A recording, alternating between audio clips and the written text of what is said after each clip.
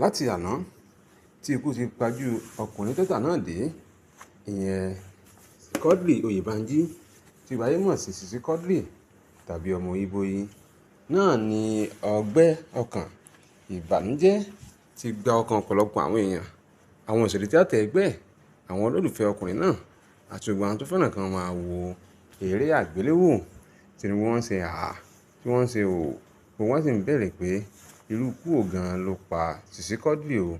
Ṣùgbọ́n ohun tí a gbé báyìí ni pé kì í ṣe stress, ìyẹn wàhálà gẹ́gẹ́ bí àwọn olóyìnbó sì máa ń pè é ló pa ọkùnrin náà. Nítorí ohun táwọn kan sọ tẹ́lẹ̀ ni pé àìsinmi àti àìfaranísinmi tí wọ́n ń pè ní stress òun ló pa ọkùnrin náà.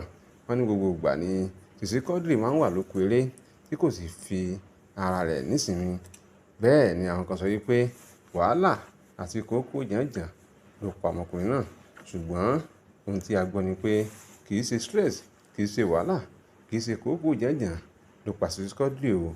Gẹ́gẹ́ bí a ti gbọ́, wọ́n ní àìsàn kídìnrín òun náà ló dá ẹ̀mí ọkùnrin náà légbodò.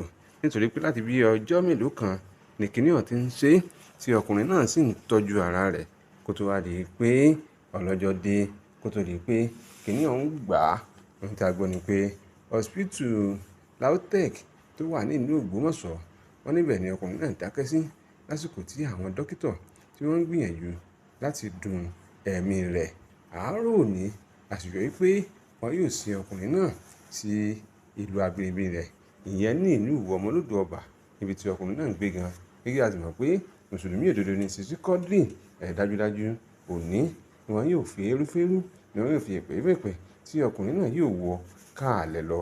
Gbogbo àwọn èèyàn pátá, pàápàá àwọn òṣèré, wọ́n ti ń dárò ọkùnrin yìí o, tí wọ́n ń sọ yìí pé àsìkò tí nǹkan wọn ń ṣẹnu rẹ̀ díẹ̀díẹ̀ fún Sisi Quadri lọmọkùnrin náà jáde láyé. Wọ́n ní sáà yìí tí ọkùnrin náà ń rówó tó sì ń rọwọ́ mú láàrin àwọn ẹgbẹ́ rẹ̀ nípò àpòjú ẹ̀dẹ́ fáwọn tí kò bá mọ̀ àtàwọn tí kò bá rántí mọ́. Bàbá àgbàlagbà eléré ìtàgé tí wọ́n ń pè ní Alhaji Yekini Ajílẹ̀yẹ olóṣàwárí Sisi Quadri o nínú eré ọlọ́sẹ̀ mẹ́tàlá kan. Níbẹ̀ gan-an ni ọmọkùnrin náà ti ṣe ọmọ Ìbòyí.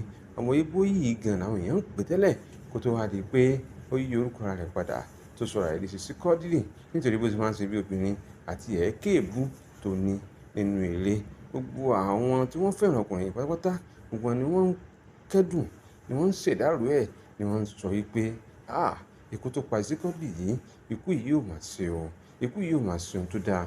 Nítorí pé ọmọkùnrin náà kì í bá yàn jà, wọ́n ní kì í bá yàn fa wàhálà, wọ́n ní kì í bú èèyàn gẹ́gẹ́ bí ó máa ń ṣe nínú eré. Wọ́n ní onísùúrù àti ẹni tó máa ń lọ jẹ́ẹ́jẹ́ tí kì í fa wàhálà, tí kò sì fẹ́ kí wàhálà pa òun àti ẹnikẹ́ni pọ̀ láyé. Òun náà ní Sisi Quadri o. Wọ́n ní ṣùgbọ́n ẹni tí ikú ṣe yìí kò sí ohun tí a fẹ́ ṣe sí i, nítorí pé àìsàn nìkan ni èèyàn rí wò, kò sẹ́ni tó rí ti ọlọ́jọ́ ṣe. Sisi Quadri ló dé gẹ́gẹ́ bí mo ti máa ń sọ, ẹni tó kàn kò sẹ́ni tó mọ̀ ọ́n. Ṣùgbọ́n àdúrà táwọn gbà ni pé kí Ọlọ́run kí ó ṣe ikú nísìnyí fún ọmọkùnrin yìí, kó sì dúró ti gbogbo àwọn ọmọ kéékèèké tí Sisi Quadri fi sáyé lọ, kó má ṣe ikú ọ̀hún ní ikú tẹ̀léǹtẹ̀lé láàrin àwọn ẹlẹgbẹ́ rẹ̀, láàrin ẹbí rẹ̀ àti láàrin gbogbo ojúlùmọ̀. Sisi Quadri ló dé yìí o, tẹni tó kàn la mọ̀.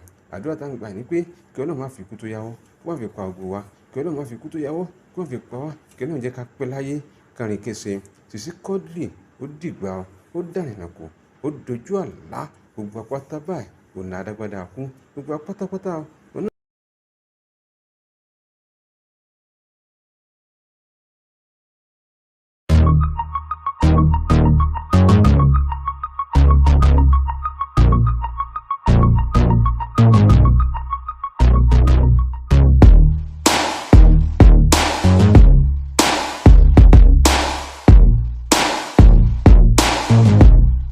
Thanks for watching this video. Subscribe on our YouTube channel. Subscription is free. You can call us on 0080597807 for your